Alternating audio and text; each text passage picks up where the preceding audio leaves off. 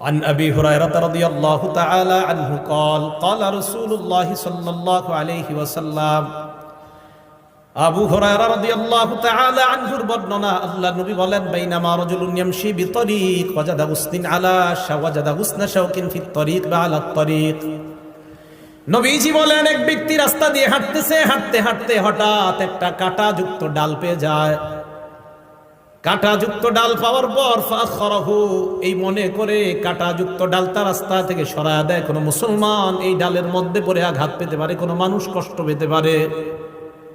একটা সুই পাইছেন, রাস্তায় ফালাই দিছেন, একটা ইটের টুকরা, যে টুকরা আপনার পায়ে লাগছে, আপনি চিন্তা করলেন আমার আরেক মুসলমানের পায়েও লাগতে পারে, এই টুকরাটা আপনি সরাইয়া দিছেন। একটা কলার সিলকা, এটাতে আপনি পিছলা খেয়েছেন, আপনি চিন্তা করলেন আমার আরেক মুসলমান ভাইও এই সমস্যায় পড়তে পারে, আপনি সরাইয়া দিলেন।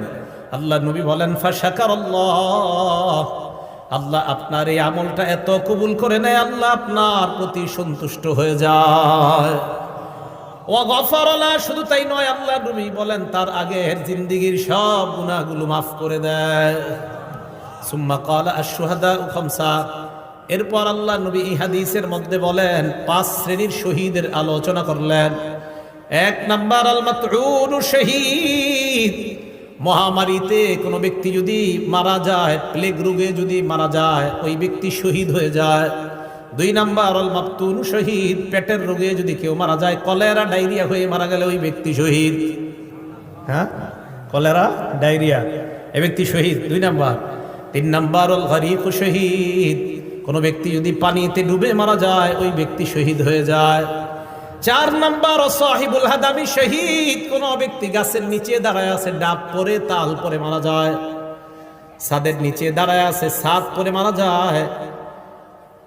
কার নিচে আপনি দাঁড়িয়ে আছেন, হঠাৎ ছাদের থেকে একটা ইট আপনার মাথায়, ফুলের টপ পরে আপনার মাথায় পড়ে আপনি মারা গেলেন, আল্লাহ নবী বলেন শাহাদাতের মর্যাদা পেয়ে গেলাম। 5 নাম্বার শহীদু ফি সাবিলিল্লাহ, আল্লাহর রাস্তায় যে জিহাদ করে শহীদ হয়, ব্যক্তি শহীদ হয়ে যায়।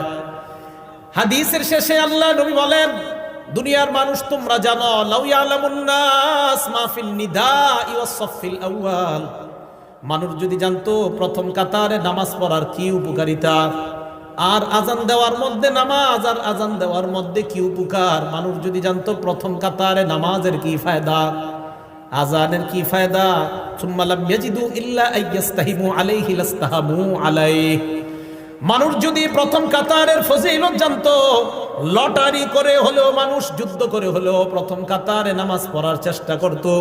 আর যদি আজানের ফজিলত জানতো,